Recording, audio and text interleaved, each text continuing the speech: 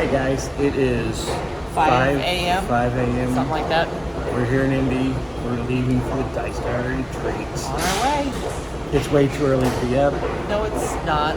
I know you usually get up at this I'm time. usually up by 4 at the latest, But- so. We're flying out this year instead of driving like we normally do. Yeah. But Save it's a still little money. it's still too early. We're heading in. We just got checked in. We're heading towards the gate. Probably grab something for breakfast, which I don't know if my stomach can handle this early in the morning. I'm hungry already. What you?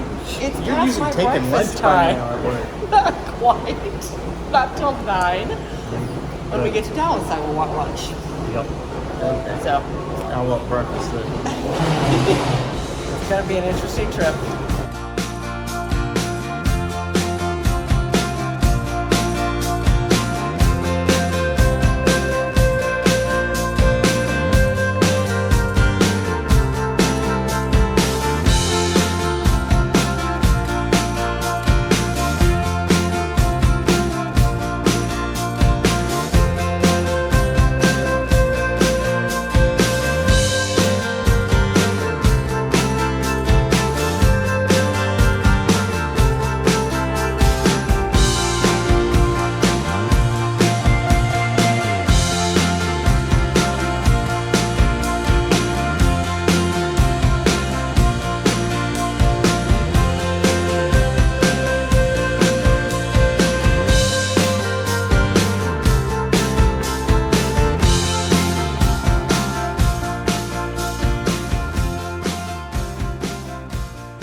Hey, Gray here. And Katy. And as you can see, we are no longer in Miami. We are back home in Indiana. We are. I feel like there should be a song back home again in Indiana now, but oh well.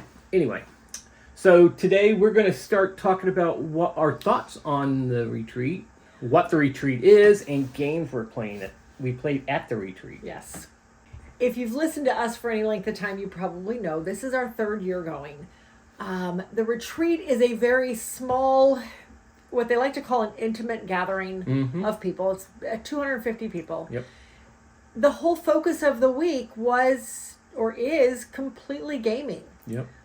There are no vendors. There is no exhibit hall. There is no shows, no events. Well, with the exception of key lime pie night. But hey, There is that. there is that. If you like key lime pie. But the whole focus of the week is gaming. Mm-hmm. The Dice Tower, Tom Vassell and the rest of his crew make available the entire Dice Tower library, which is housed there in Florida, about 30 miles from where the retreat was held.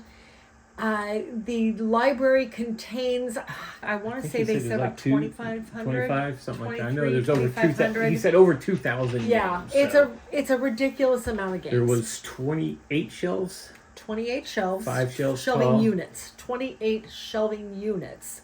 Yeah. Full of games. Yeah, each one five stories. 5 shelves tall. That's a lot of games. That's a lot of games. He curates it. The whole staff does, but specifically he and Wendy, I think, curate this down to be the best of the best. It is all of the most popular titles, as well as all of your the older classics. Yes, But we're not talking like Monopoly and Life. We're talking about the hobby classics. yeah. Although I think there is a Monopoly game in there. It's one of the racing ones he's replaced the cars on. I remember him talking about it on Oh, one of the his Mario videos. The Kart Mario or whatever. Kart one. Yeah, there is a Monopoly game in there. I've never seen it come off the shelf, but it is there. Mm-hmm. It is just a fantastic event. As I said, this is our third year going. We have met so many great people Yep. that it has now become our yearly, almost a reunion of sorts. Our with yearly people. pilgrimage to Florida. Yes. But we get to see people there that we don't see anyplace else. And we have met some really great friends. I mean, we talk about we it. met 3 of our friends from Indianapolis there. Yeah, we've met Coopla Nerds, Doug and Mary. We have met Adil. You hear us talk about him all the time. And of course, we can't forget Jeff. We met Jeff, but we've also met... Jeff's not from Indianapolis. Jeff's not from Indianapolis, though we've seen him a lot this year. So, but lots of other people that we're going to talk about as we go on, who we played with this year, as we talk about some of the games we did. So, first things first, you saw us arriving at the airport. We did fly this year. We decided not to drive, mostly because of timing. Yeah. We didn't want to be gone quite as long. Yeah, because as normally we're normal. gone 2 weeks. Yeah. Because we just take our time coming back and take our time going down. But after the car fiasco last year, Yes. we decided that we were just going to fly and call it a day. I will say, though, after having flown this year, we are going to probably drive again next year. Yes. Mostly because I was reminded why I like having my own car, and I don't want to be on somebody else's timetable. Yeah. The convenience of having a car made it a lot better. If we wanted to get away from there, we could. Yeah. This year we couldn't. Well, we could have. We could have Ubered. We could have. But again, just that convenience wasn't there. So, but regardless. Okay, so we arrived on Sunday. We met up with Jeff. We went out, did some grocery shopping because he had a rental car for a day. We went out, did some grocery shopping, went out to dinner, came back to the hotel, and we got in a quick game of photograph down in the lobby. Now, let's just say the retreat didn't start till Monday night. The lobby was packed. Yeah, the bar was packed. Yeah, because down there they had this open area where there's a bar and side tables and everything, and every table over there was taken up with people gaming. Yeah, it was great. Full day and ahead there was of a schedule. dance competition going on still, too. There was a dance competition not related to the retreat. No. That was pretty much Sunday. Other than a game of Love Letter on the plane, which we did manage to sneak that in on our 3-hour flight from Dallas to Miami. That was pretty much it. So Monday we came down, we met up with Adil. His flight got in super early, and we got in a game of Jahari. Now, Jahari we brought with us. We actually brought a lot of our smaller games in the J, K, and L letters for upcoming videos with our collection. But, so we got in a game of Jahari with Adil. It is sad that we met Adil here 2 years ago, and I think we see him more often at the retreat than we do here at home, even though he lives 20 miles from us. Well, he fits his new name, Adil the Traveler. Yes, yes.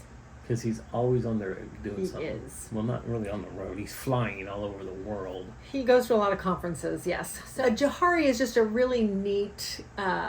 it's a small gem collecting game based in the Middle East. And it was actually a lot of fun. We've played this several times, and he was actually able to interpret what some of these words mean in the game. I thought that was pretty neat. Afterwards, we went in, we helped the crew set up. When the trucks arrived, they always ask if anybody's willing to come in and help. Then they welcome every bit of help they can get. So we helped unload the trucks and then unload lots and lots and lots of boxes full of games. Yeah, because the racks come in just the bottom 2 shelves with the games Yes. still on. The rest of them we have to put the games on. Yeah, they tried the first year we were there, they transported with all the games still on the And racks. they were a mess by the time they got there. Well, it wasn't even just a mess. They broke a lot of wheels. Well, yeah, that too. The games weigh a lot. Go figure. So the weight of all of those on those wheels on moving trucks, it was too much for the wheels. So a lot of them broke in transport. So they decided to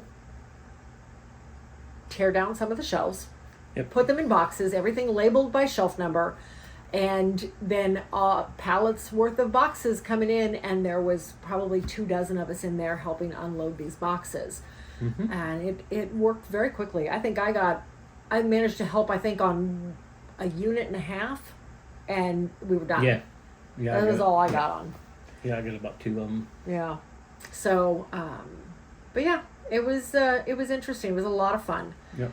Very, very fast. But afterwards, we went and played a couple more games. We met up with some more people back in the bar area. We got in a quick game of Point Salad, which I've never played 6-player. That was a completely different dynamic over our normal 2-player version.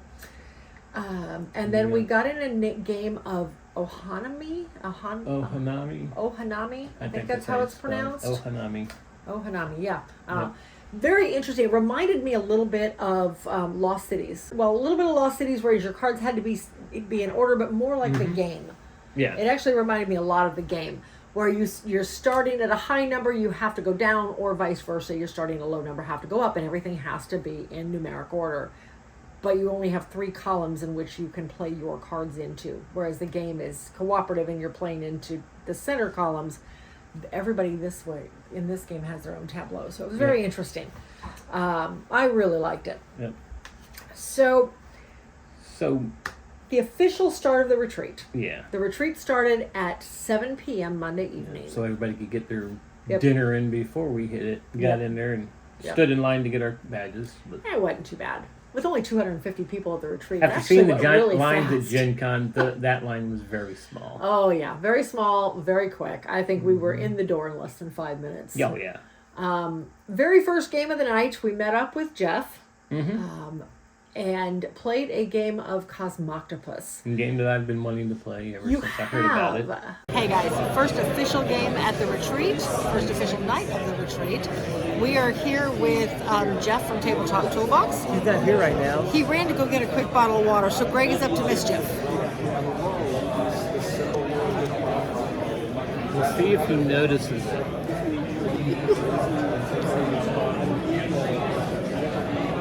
What are you doing? Yeah, I can see it's going to be a long week.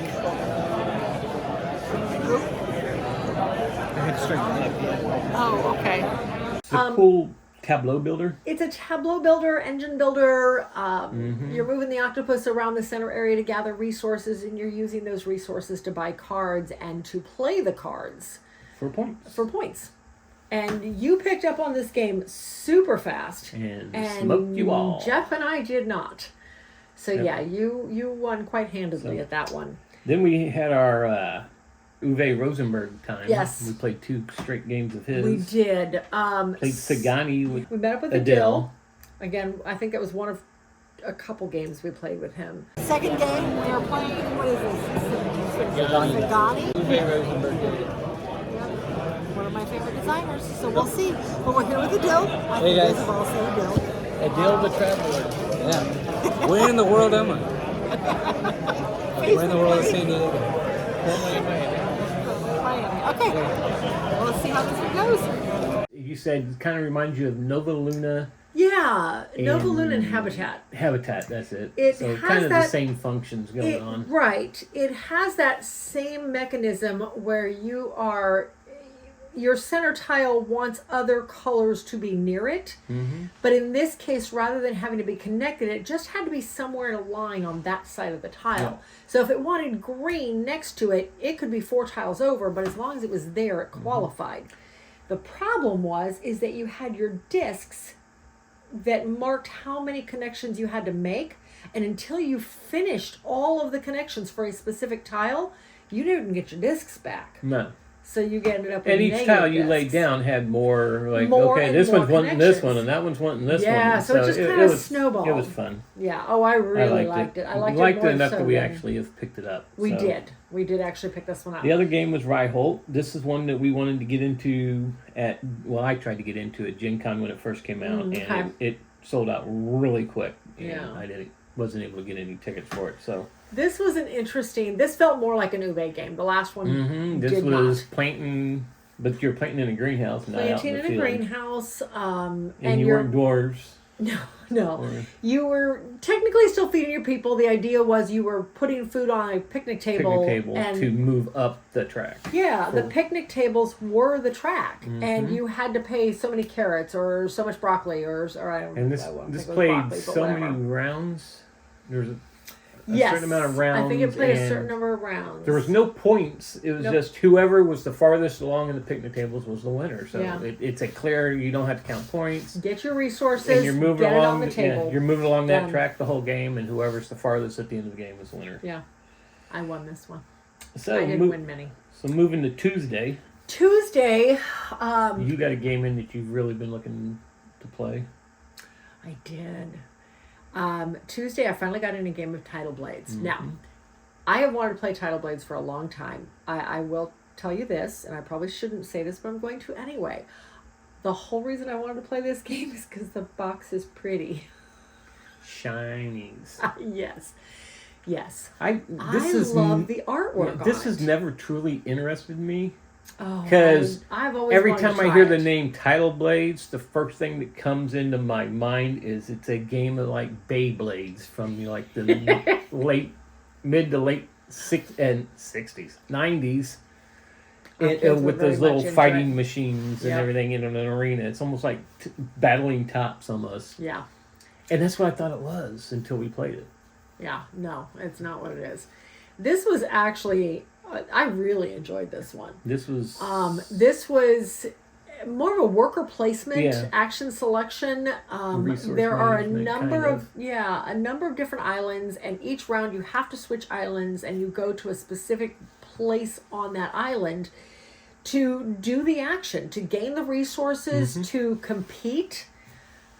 You can compete for points, for extra resources, but at the same time there was monster battles, and if you didn't go every round at some point to the monster to battle the monster, you got penalized when that that was monster the part attacked. I didn't like about the game. Really? Yeah, it brought back bad memories of Champions of Midgard when Oh. you didn't go fight the troll and you got blamed. Blamed.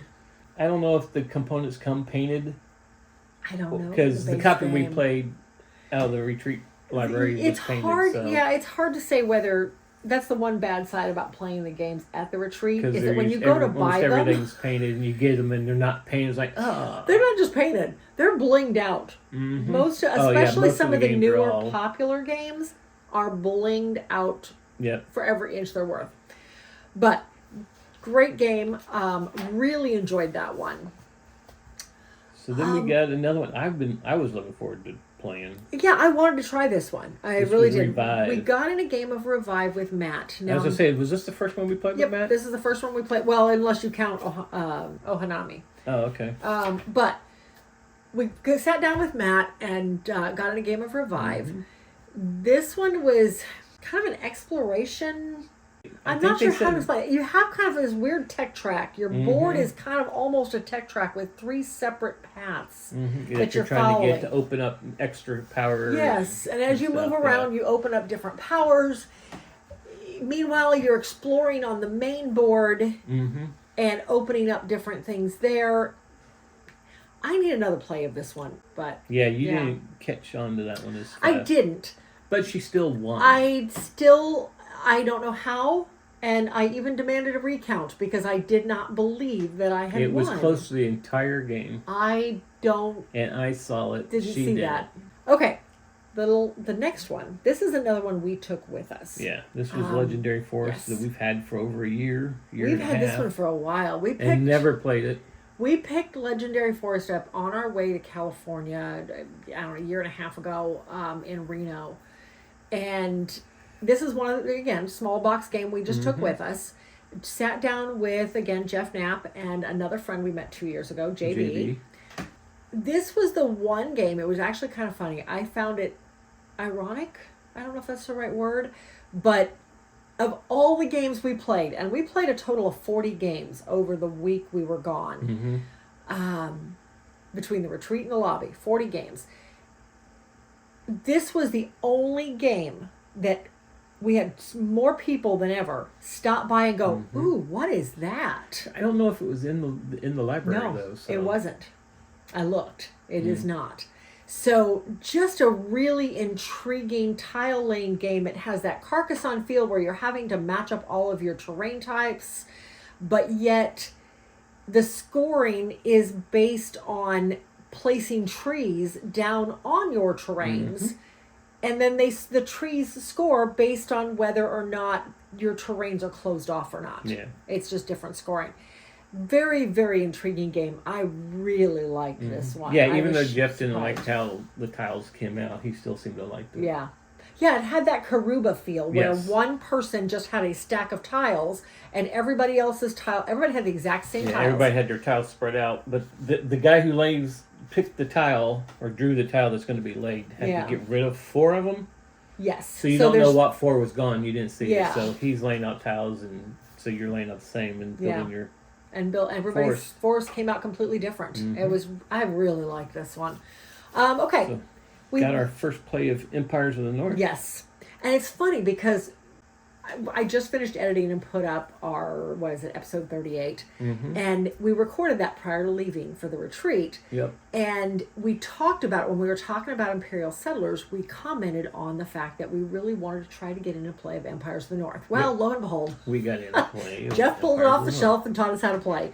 Really neat game. I can definitely see the bones of Imperial Settlers in it. Same type of card play. The resource gathering is a little different. There isn't an actual resource round. Right, you've got to do stuff to be able to get You certain actually areas have to bring out your resources for it. Yeah, you have to activate your cards, So you which is different. couldn't rely on, next round I'm going to get this many resources, so I'll be able to do this, and this. It was more like, okay, so next round I'm going to have to activate this area so I can get these resources so I can play these cards. Yeah, it was interesting. You definitely had to maneuver your cards a lot more. But really enjoyed that one. Finally, we got in our last game of Tuesday night was a quick game of On the Rocks. Now Quick?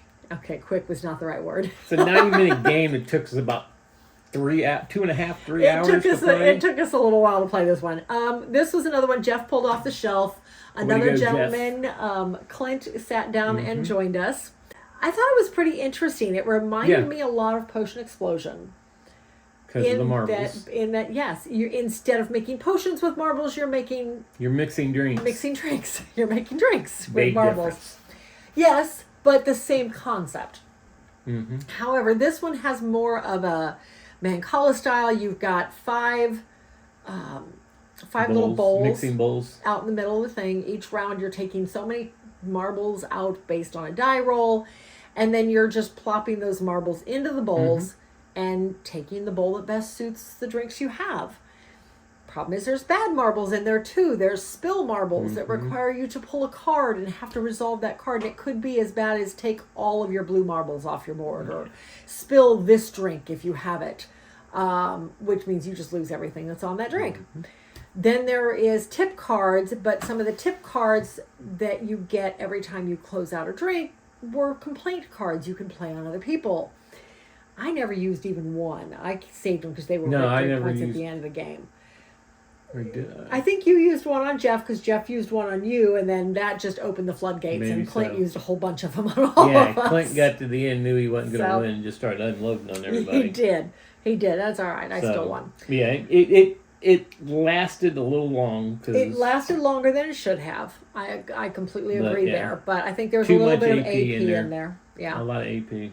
Off to Wednesday. Now, Wednesday we got in our first game of the day. We just sat down by ourselves. Unfortunately, we got down there a little late each day. I kind of refused to set an alarm clock last week. Yeah, 10 o'clock. So, vacation alarm clocks are not meant for vacation. They just don't mix well. So, anyway. Votes for Women. That was our first game of Wednesday. This is one I'd seen prior to Gen Con, I think. It was a good one, I have to admit. It's all about the 19th Amendment for women's right to vote. And the play starts like just before the Civil War breaks out. Yes. And goes all the way up until the 19th I think one of Amendment the first is brought in. cards that got pulled was the Civil War card. Yeah. So it's kind of cool. You're playing cards to do different things. You can play competitive against each other, or you can play cooperative with a bot. The bot's very mean, but you can set what is the word? Difficulty. Set the difficulty. So, and we had it set on.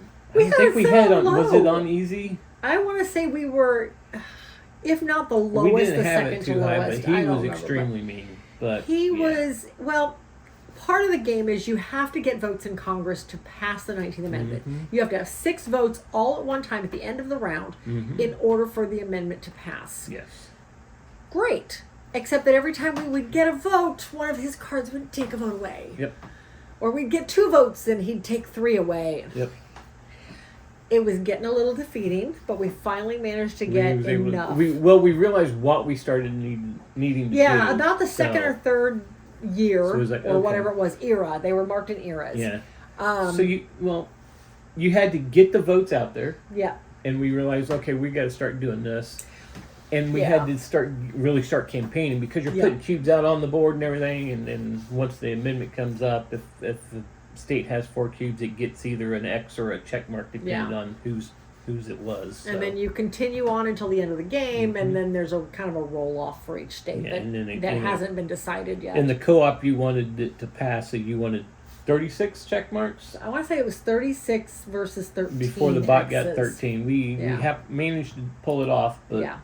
There for a while, it was looking bleak. It was, yes, it was. Absolutely. And you only got a certain amount of rounds to get it in, too. I want to say it was like 6 eras. I think it was 6 or eras. 6 decades or something like that. It was not, it hadn't been 6 decades, because I know it went from the Civil War up through the 20s. Mm-hmm. I don't know. Anyway, next we got in a 4-player game of Atlantis Rising. Yep. This is a game both of us have been looking forward to playing. Yeah. Number one, it's co-op. The whole idea with this one is that you are, well, I'd like to say you're trying to save Atlantis, but you're really not, because there's no way to save it. Build a portal to go someplace safe. Yes, you're trying to get the people of Atlantis off of the island before the island sinks. Right. And it's going to through a sink. magical portal. I cannot talk to that. So everybody is working cooperatively and to gather resources to put your people out. The key to this one, though, is everybody puts their people out on the island in different placement areas, resource areas, but then the bad stuff happens first. The misfortune deck is pulled from prior to actually activating your Atlanteans. And each player gets one. Each player gets one, and those cards could make pieces sink that some of your workers are on. If that happens, then those workers just go back to your supply. You get them back next round, but you don't get to do their action. Their action is null and void for the round. So we won, but it was close, and it was fun. I really, really enjoyed this one. So the next one is one we both wanted to play. Yeah. And we have picked it up to buy it numerous times when we've found it and said, no, this is one we really want to try. And this is Starship Captains. I'm really glad we did.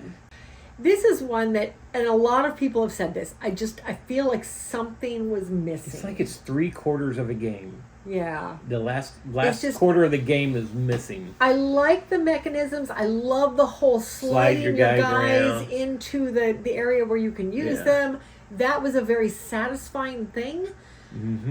But just something was missing. Something was missing. There's no better way to explain it. And unfortunately, everybody we've talked to has said the same thing. Yeah. So I'm really glad we never picked this guy up. I feel like it needs more. After that, we sat down and got in a game of Wild Tiled West with Jeff and Alex. This is one that we picked up at Gen Con. We did. And we played a couple times before. So I was asked to teach this one, and I must have taught it very well because I lost miserably. Yeah. Really miserably. There's a 33 there was one point difference between first and last. So every round, or every series of rounds, there is a competition for who has the most and the least bandits on your board. Is it really a competition? The goal is you're not supposed to have any, but it's a tussle. It's a tussle. Alex and I were in a competition as to who had the most. And I think Jeff was in a competition to who had the least. We had more. Oh my gosh! We had more proficient sheriffs in town. You did, because my sheriffs were not very good. Because that's the only way you got rid of the bandits is by sheriffs and having bullets. Because these sheriffs don't come with bullets. You have to find bullets. It's a very interesting polyomino tile laying game that just adds that little kick of other stuff. Yep. Buildings that do special things and covering stuff up to get resources. And then, of course, there's the bandits and the sheriffs, and there's collecting cows, and there's just so much in this game. It is so much fun to play. I'm really glad we picked this one up at Gen Con. I was very happy to introduce it to Jeff and Alex. Alex really liked it. Yeah, Jeff and Alex to it. Then we got Jeff pulled El Dorado, the Quest for El Dorado off. This is one that all three of us we had been wanting to play. Yeah. If we played it 6-7 years ago, we'd probably been in love with it. But there's more games now. that do things like it and better. I really enjoyed it. However, I agree. You won. I did win, but I completely agree. I feel like there are games that do it better. And maybe we had the standard setup. If we'd done one of the expansion setups or whatever, Yes. a different type of setup, maybe it would have been a little better. But Yeah. just did not do anything for me. No, I have to agree.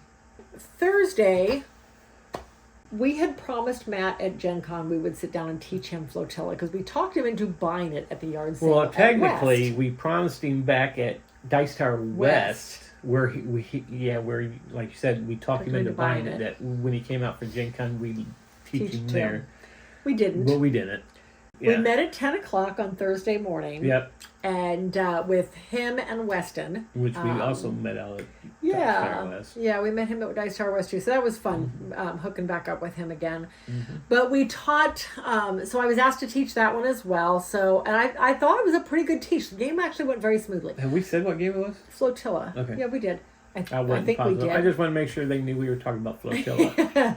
So Flotilla is kind of Waterworld the game. Now, I've never Mm-hmm. seen the movie, but that's what I've been told. It's a Kevin Costner movie. Yes. It's kind of weird. But it's all right. Yes. What little snippets I've seen of it are kind of weird. But this one is all about diving for resources.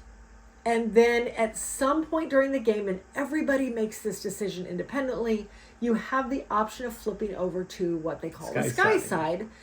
And if you flip to sky side, now instead of diving for resources, you're using the resources that either you have pulled out of the ocean or other people still are. And you're buying it. You're buying those up and building the flotillas. You're building the cities that people are living on. Mm-hmm.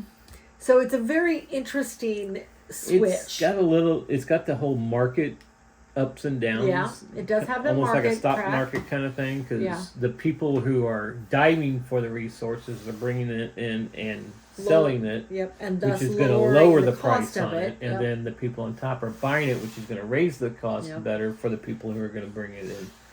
So it's a very each side had his own positive side as to why to stay sink side or to flip to sky side. Yep. But it's one of the card lane, kind of like... It's a deck builder. It's a deck building.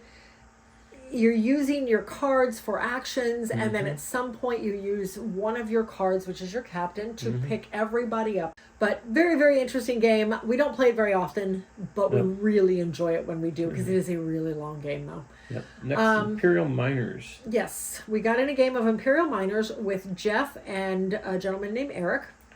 Yep. This is the newest one of the Imperial trilogy. I feel like now we've played all of them. And I still like Imperial Settlers the best. This was really, really easy. This was a very short game. This was more. It was an card activation. You've got your central mine, and you are slowly card by card digging down into the mine to get different resources. And each level gives you varying degrees of resources and actions. Because when you play a card, you got to do the action. Yep. And then you do the action above. Yep. And above. And above and above. Yeah. Very interesting mechanism. It was, like you said, very simple. Definitely not something I need to do, but I did enjoy it. 20, 30 minutes? Something like that. Yeah, it was really quick. I was surprised how quick it was. Then Jeff pulled out Robot Quest Arena. And it was an interesting... It was an interesting game, let me tell you. My poor pink pug. He's such a bully. Jeff won this one. I did not. But the whole idea with this one, this is a robot battle game. Everybody has their little robot.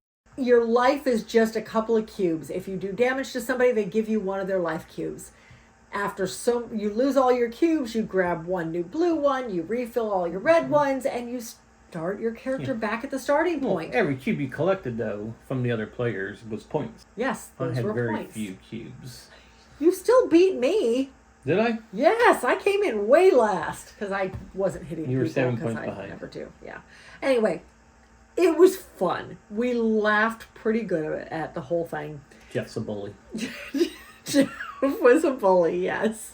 I will agree there. Greg Pogo jumped over my face to deal 1 damage and put himself between me and a wall like an idiot.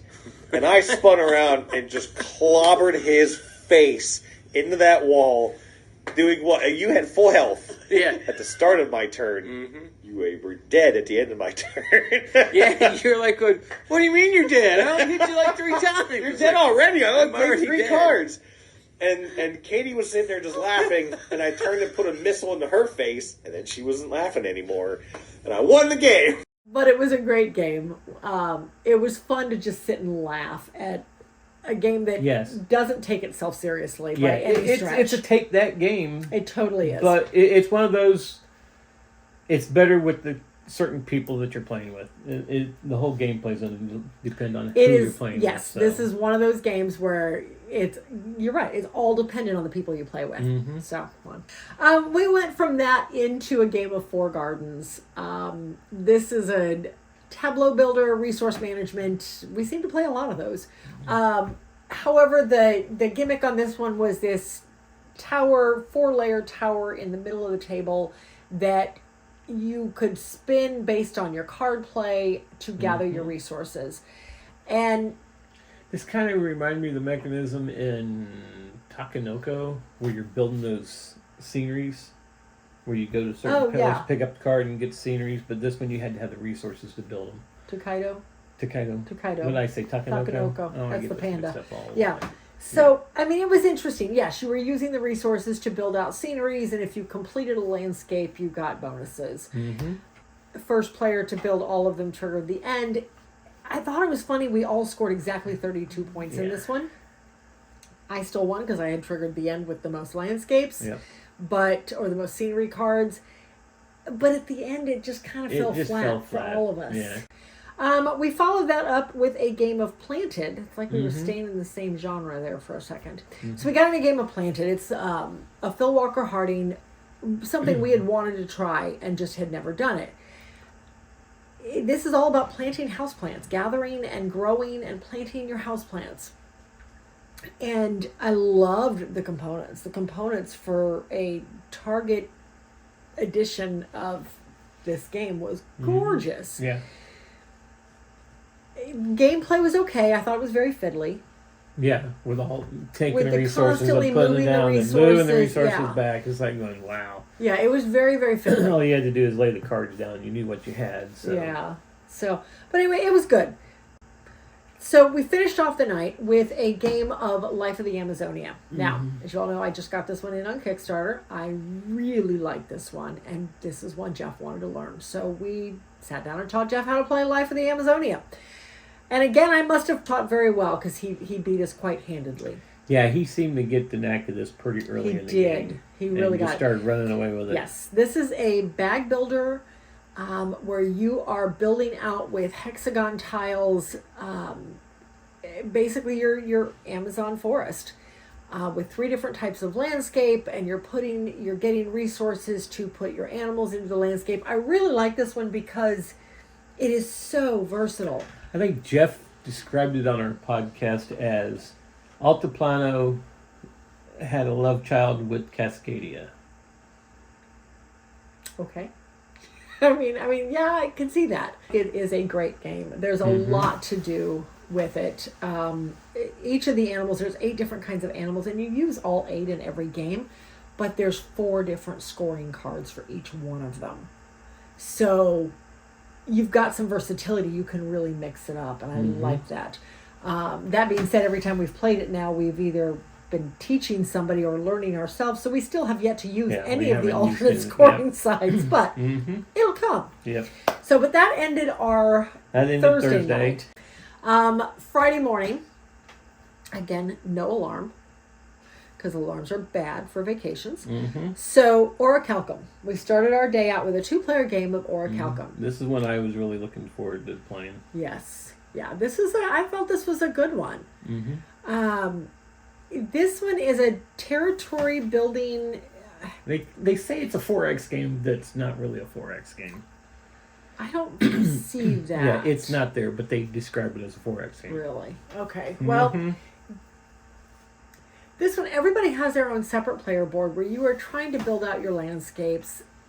You're playing to 5 points. It's basically a race to 5 points. Yes. And there's a couple ways to get the points. You can build out your landscapes where you've got 4 different landscapes up against each other, and all of them are circles. So then you build you can build a temple on top of it, and that gets gives you a coin. Gets you one of the These point giant coins. freaking coins. Or you can win the favor of a god, or win the attention of the gods. Every time you built 3 similar landscapes together, the gods were suddenly interested in you, and they would come to visit you. Depending on the land you had, it'd be what god you Which came. god And you came. can only have one god. Yes, you can only have one at a time. If you attracted a new one, then the old one left. But if somebody else attracted the one that was on your board, all they had to do was build one of 3. They didn't have to beat yours. Right. But as soon as they built one of 3 themselves, suddenly the god's like, ooh, what's over there? And off they went to somebody else's board and gave that person the point instead. So, or you could just flat out buy the points. If you got enough coins, you could just buy a point. The gods kind of had Squirrel and Titus. That's a good way to put it. So I really enjoyed this one, though. It was very interesting to work out the logistics of a small player board and these 2, 3, 4 size tiles that you're putting out to try to fit to work all of your goals at once. You know, to get the difference, you could build the temple to attract the god. Attract the god. Because the gods or make all had money powers. so you could buy the coins. Yes. So I really enjoyed this one. I did like it. We then sat down with JB again. Again, we met him a couple years ago to play a game of Creature Comforts. Now, this is one Jessica actually Yeah. talked about on our podcast a few couple months. years ago. Was it a couple years it's ago? been a little while now. Oh. But this one is all about forest animals preparing for winter, more or less, to going through the seasons, spring, summer, fall, and preparing for the winter season. And you are, again, gathering resources, you are doing special actions, it's all worker placement. And then once your workers are all placed, because everybody puts their workers out at once, and then one by one, everybody's rolling their dice and using community dice along with your dice to try to take the actions that you reserved. Sometimes it works, sometimes it doesn't. Really enjoyed it. It was a little bit long. It was a little long for what it is. Yeah. But I still enjoyed it. So then I made the big mistake. There was a bunch of Feld games there. I've been trying to play as many of the Feld games because I like Feld games. Yeah. I was looking for Macau because that's the original version. Yeah. Couldn't find it, so I grabbed Amsterdam, brought it over so I could see how it played. We met back up with Matt. Matt joined us again. Matt and Daniel. I think he had played a game with Daniel. Matt and Daniel had played a game earlier. And Daniel had played Macau, but it had been a while. But as we was going through the rules, things were coming back to him. He was able to explain a little bit better. This one was just... This one was just, like, as you've described it before, it was complicated just to be complicated. Yes. There was a lot. It's a Feld, so you're expecting a lot to going on, but there was... most Feld games, though, I feel... Yes, there's a lot going on, but they kind of join together a little bit. They all mesh together. This one, the entire game just felt completely... Each section was a completely different game. It was disjointed. Yeah, it was just all over the place. Yeah. Really long. I know it was our first play, so it was going to last a little bit longer than it was supposed to, but... I would be curious to compare this to Macau, because I don't know... This is the first of the City Collection we've ever played. Right. So I don't know how the City Collection compares to its predecessor games. I don't know. This one did not hit with me at all. I honestly have no desire to try it again. Nope. Most games I'm more than willing to give a second shot to, and this one I just don't even want to. And since Macau is really hard to find now, and I figured, well, if I like Amsterdam, I'll just go ahead and pick up Amsterdam, because... Yeah. While we were playing Amsterdam, the line opened up. The line opened up for Key Lime Pie Night. Yep. Now, neither of us are big pie fans. At least I'm not a big pie fan. I love pie. You love pie, and you did go out and get a couple pieces. I did not. I'm not a big fan of fruit flavored anything. No. And usually the last couple of years he had like a chocolate cake and stuff there, or cheesecake. This year it was just key lime pies. Yeah. Which is Different fine. flavors. I mean, that's all he promised was Yeah. key lime pie. Mhm. I'm just not a big fan of artificial fruit flavor of any Yeah. kind. Fruit, great. I don't like the artificial stuff though. It's too tart for me. Mhm. So, but after that, we got in a quick game of Ready Set Bet. This is when we were hoping to get in last year. Yeah, and it just never happened. Tom Vassell has a really nice handmade board somebody made for him to call out Ready Set Bet, and he does a really phenomenal job Yes. of doing so. If you ever get a chance to play this game with him calling, do it. We played a 7-player game, 8 if you count Tom, and this is all, I mean, it's a day at the horse races. Yeah. I mean, really. There's So- 4 or 5 rounds? Or I wanna say it was- 6 races? Oh, heck, I don't remember. But There was a anyway, bunch of races. you are race by race. He is rolling dice and calling out who's moving up, and it is a show. And to you're listen you're to. throwing out Just chips to on your... I your found betting myself chips. just listening to him and not even paying attention to what I was doing. That's probably why I lost him at it. I was listening to But- him and throwing out my chips Yeah. as soon as I could. Yeah, you won. I yeah. did not. Oh, I didn't come in last, but I did not win. It was, I really enjoyed it. Yeah. Beautiful player mat, which I understand is going to Kickstarter soon. Fantastic chips. He's definitely got an upgraded set. But yeah, Oh, yeah. this was well worth the play. I really enjoyed it. So, all right. We finished off Friday with a late game of Distilled. It did not start out as late, but it definitely ran late. Well, it's a long teach, I think. This is a long teach, and Jeff taught this one, and it made sense to me. I picked it up fairly quickly. You did not. It made sense as to what's going on. It's just You couldn't quite I get it to couldn't get work for anything you. to work right. Yeah. And then, I mean, it has your own personal scoring cards, and make sure you pay attention to what those scoring cards are and reread them like 2 or 3 times Yeah. before you give away one that you could have actually scored and kept the 2 that you couldn't score. So this one is all about distilling whiskey or various types of liquor. There's your tequila and your moonshine and some of the others that you just bottle right away. There's others that you have to age. And that seems to be the key. And then you have your family rest. You have a family recipe ingredient. that Get you you are the big only points. one Yeah. who can do, and if you Can can make get that it drink. done, then fantastic. But I did, but barely. The guy that Mm-hmm. won got his done early and aged it, and I think that's what won in the game. He won by a long shot. He did. He won by a long shot. But it was a good game. I think we were very distracted because shortly after we started playing, a game of Blood on the Clock Blood on Tower the Clock started Tower up. came into the room. Because we right moved behind back us. there into the one room One of the quiet because it rooms. was going to be quiet in a half hour, and we realized it wasn't going to be quiet because Blood on And the they Clock actually Tower weren't that showed up. bad. They were distracting. They were distracting. They were not loud. No, So, they were distracting. yes. So it was just throwing me off. Yeah. That's So- all I can say. I lost so bad at this game. All right. So Saturday morning, we started off again. We got down there a little later than we probably could have. So It was still around about 10. It was about 10. We meant to get up early so that day. Mm-hmm. a whole bunch of 2-player games to start off with, but that's okay. We got in a game of Caldera Park, and Caldera Park reminds me a little bit of our play of Applejack in that you are scoring families of animals instead of families Mm-hmm. of apples, based on the tiles that are around them, as well as weather tiles that come out that have negative effects against the families of specific animals. I really enjoyed this game. This is one I had been looking at for a while, and I just I saw it and pulled it off the shelf and said, here you go, this is what we're playing.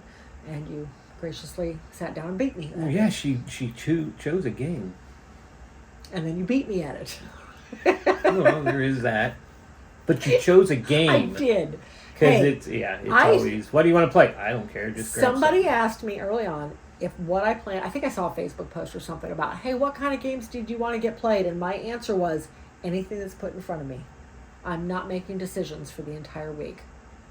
I actually made a couple decisions on this day. So after Caldera Park, we did pull out Point City just to see what the difference is between that and Point Salad. Point City adds a few new wrinkles to it. The cards come out flipped over, which they do in Point Salad too, I guess. Just two different types of cards. But this one now, instead of just taking the scoring cards, you're using your resource cards to build the city cards that are coming out. And you can't pick up the city cards until you have the resources to build them. So that added a new wrinkle to the whole thing. I liked it. Yeah. I definitely want to get more plays of it in. Just because I felt like I was a little confused at the beginning as to how things were happening. And it played very fast though. I was really shocked at how quickly it played. Be very interesting to play that one at a higher player count. Yep. And then we got Bonsai. I liked Bonsai, but obviously 107 to 58. I just couldn't get anything going. No. It's basically another game of it's the luck, kind of the luck of the draw. There is some strategy to it because of where the cards are. And I had a strategy. It's like, okay, I need the cards to get up to here. So I can take that card. I'll get, because some of the cards, as they moved across, you've got extra tiles. And that's what I was looking for. To get, there'll be a card come up. Ooh, when that card gets there, that'll be great for me to grab. And she would always grab it one turn before it arrived. And yeah, so mine looked like a stick, a dead stick with a couple of leaves on it when we got done with this game. Because it only plays a certain amount of rounds. It really did, yeah. It was. Hers had sticks going this way and that way, and leaves all around it, and flowers and fruit. And mine was a dead stick with a couple of surviving leaves. That was about it. Okay, so then we got a play of World Wonders. Yep. This is, again... It's a polyomino based. game that's... It again added a wrinkle to just straight up polyomino. You had different landscape types that had to stay together. Yep. Or they either had to be with similar types or they had to be connected to sidewalks. And that added a little bit of a wrinkle in terms of being able to lay stuff down, especially when only so many sidewalks were available per round. Then you had the wonders. They had to have certain tiles around it. Yeah. So you could, until you had these certain tiles there that and everybody's competing for the same tiles. Yeah. So they had to match what the wonder was. Once you had that, then you put the wonder in there. It was interesting. Again, I think I need another play of it. But we'll see. If you've never been in a retreat, green flags, they have flags there. Green flags mean that this game, these people are looking for other players for the game. Yeah. If you have They yellow want flag, other players to join. if there was a yellow flag, it means they need help with the rules. Yes. So we came back, we were looking for green flags, and Tom walked right by me, grabbed the game off the shelf, and tapped me on the shoulder. Was like, hey, let's go. We're going to go learn this game. So I grabbed you, he grabbed Mary Lou, which is actually her name. Not just some random name I just came up with. But anyway, so we got in a game of Sweet Mess. Now, Sweet Mess is a Kickstarter game. I don't know where he got his copy from. If he had, that's just an advanced copy he's had for a little bit. It may have been. I don't know. Publisher. May have sent I them, know Jeff said this is one that he backed and is supposed to be on the boats now coming over after it's a 5 years. delay. Well, the company who originally did it, and he says it in our podcast who did it, and he has a whole story about it. But they're notorious about not delivering games. Well, he went out or something like that, and another company's picked it up and did the production. Now it's on boats heading to its backers. Yeah. But this we one, made Jeff really jealous. Haha, Jeff, we got to play it before you did. Anyway. You two, I swear. Anyway, this is all about baking. And as I told Tom when he was explaining the rules, this is not how baking works, right? Because this is not how it works. But the idea is that you are making specific recipes in order to score points and win awards. Great. You're getting your ingredients from a 4x4 grid of bowls in the center of the table. Here's where it veers a little bit. So as you grab for your ingredients out of the middle of the table, you make a mess. And whatever that bowl portrays, say it's a cherry pie, so it's full of cherries. Cherries spill in 4 directions around it. So now cherries have mixed in with your whipped cream or your pie crust or your apples or whatever. So the next player goes to pull one out, and he pulls out of the whipped cream bowl. Well, now whipped cream is spilling in 4 directions, so pretty soon you've just got a big old mess It's kind all of over the like counter. Splendor gone mad. Yes. So it was a lot of fun. Yes. Again, I lost horribly, but you know what? Who cares? It was fun. It was fun to be able to sit down with Tom and play this game. After 3 years at the retreat, this was the first one we've actually gotten to sit down and play with him. He sat down and taught us games. He did. He has in the past. Yes, this is the first one we actually got to play with him, though. Yep. After we finished up that game, we ran and got some dinner. Yep. Came back just in time for the game exchange. Now, this is probably the biggest, most looked forward to event Yes. of this convention. Well, of the few events that happened. Of the few events. Yeah, again, key lime pie is pretty well anticipated, but this one, for me anyway, is much better. Bigger and better. So this is the game exchange. So what happens is anybody who wishes to participate brings a minimum of one game, roughly $50 value, and It's still in shrink. Yeah, it's supposed to be still in brand new. shrink. It could be something rare, but in that case, you have to pass it by Tom or Sharon before you put it up on the table.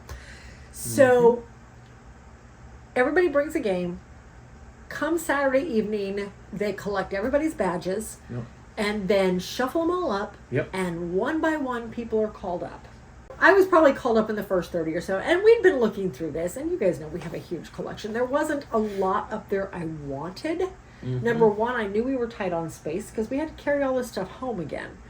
On the plane and not in the car. One of the bad things about flying. So there was one game up there that we really, really wanted, and that was Atlantis Rising, because it came with the expansion as well as an upgrade pack, which, as we later found out, was included in the expansion. But that's okay, whatever. So it was still there. I didn't even walk into the little area where the thing is held. I just walked up to the outer edge of it, grabbed what I wanted, and walked away. And Z and Camilla were standing there going, okay. We also picked up Alma Mater. Flamecraft. We picked up Flamecraft, and we picked up, I think the last one, by the time I got up there this for my second game, because a lot of people get 2 games out of it. So everybody at least got called up twice, which is what's happened every year we've been there. They don't promise that. My last one was a game called Meeple War, which we have not broken out. Most of the games there at the last of the call-ups was usually what Tom has brought in from the library that he's taken out of the library, or just never made it into the library, or what. Ours has a sticker on it that says stolen from the Dice Tower. So that was Saturday evening. Right after that, Jeff came to us holding Thunder Road Vendetta. Said he was going to try and talk Joey Evans, another Dice Tower staff, into playing it because he really wanted to play a game with Joey, and he knew this was one of Joey's favorites, and Jeff does not like this game. But he was going to give it a second shot. So he found Joey. Joey agreed to play. Took a little convincing, but he did. So we roped in a 5th player, Colin, who we actually played Ready, Set, Bet with earlier. Yes. And Colin luckily knew the game just as well as Joey did, so they were able to tag team on the rules because Greg and I had never played. Right.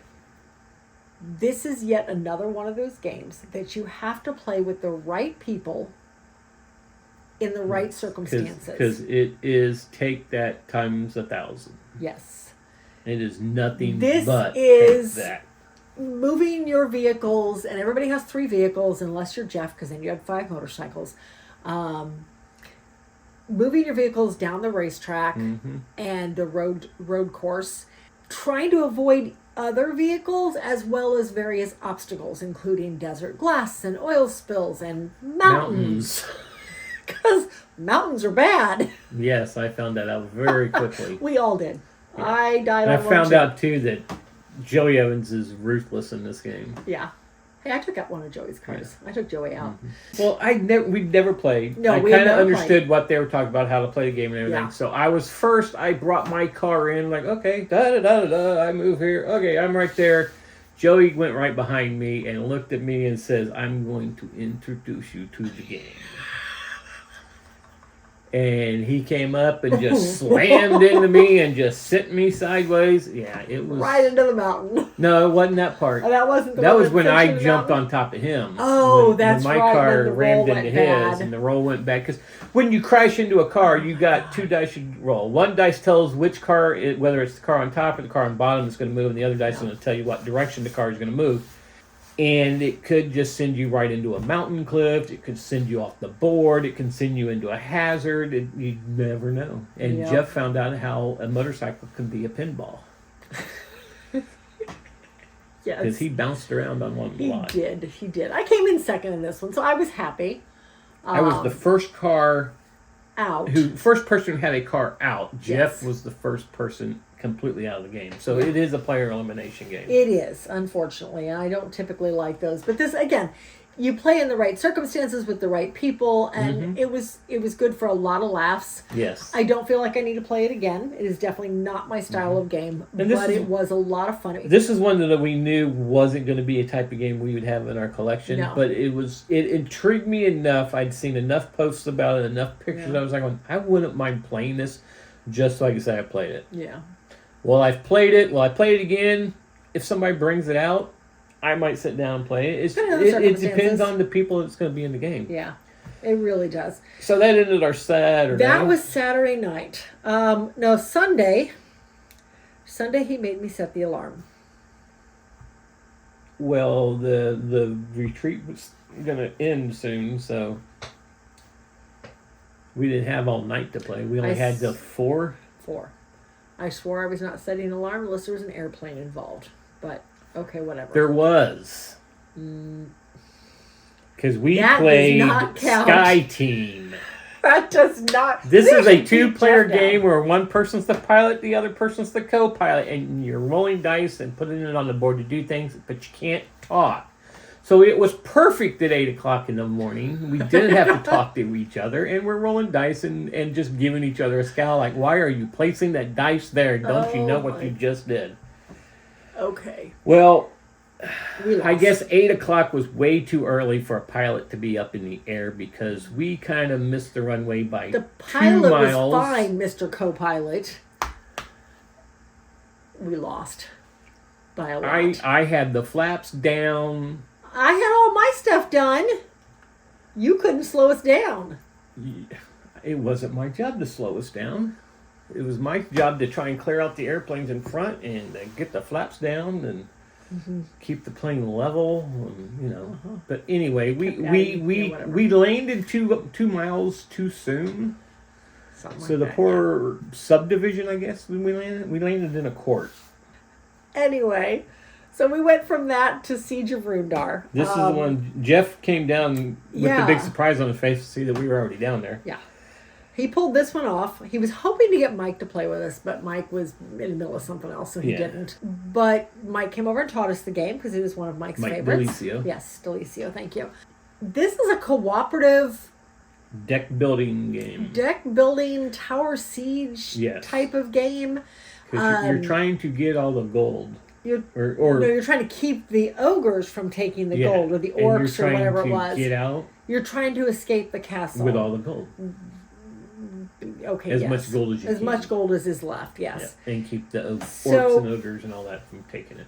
This was an interesting one, and Mike gave us a very key piece of advice during the teach, in that To specialize. don't try to do everything.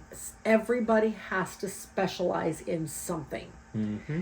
So we took that to heart, and I started specializing on just getting resources. Because in order to build your decks, you had to have resources. The cards had to be bought with resources. Yeah. You could only get the resources by picking them up in the towers. Jeff was clearing a lot. Jeff but he was did also a lot fighting. Yep, Jeff did a lot of fighting and a lot of And I did clearing. I You was did a doing lot of mostly fighting. and I was picking up resources and applying them to cards, and so that you guys could get the cards you Mm-hmm. Yeah. needed to fight the But monsters and the it goblins. had a really cool deck building, because most deck buildings is like, okay, I'm buying that card, put it in my discard pile, Yeah. and continue on. This one, you would buy a card, and you would have to discard one of your cards, Yes. and then it went straight into your hand Yes.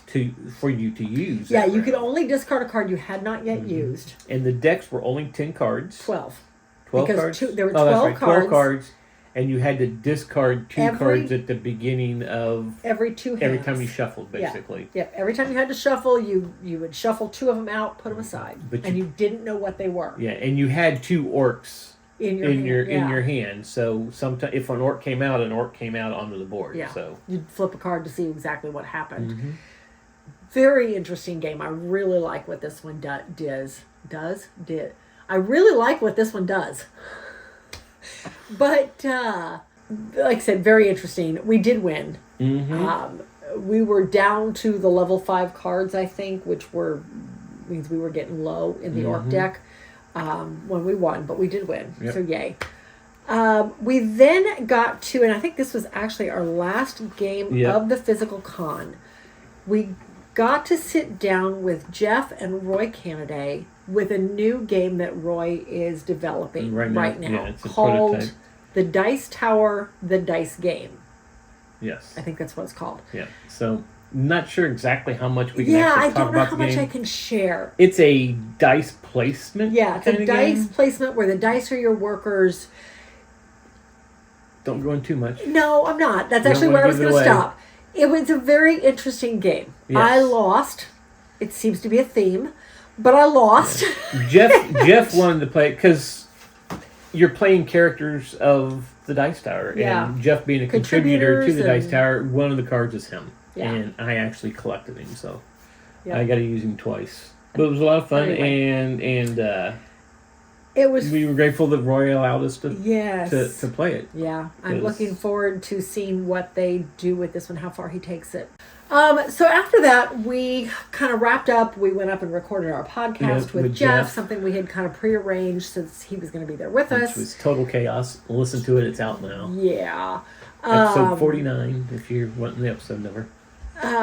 Afterwards, we came down and helped reload all the shelves. The podcast ran a little bit over, so because Jeff rambles. Yeah. So No.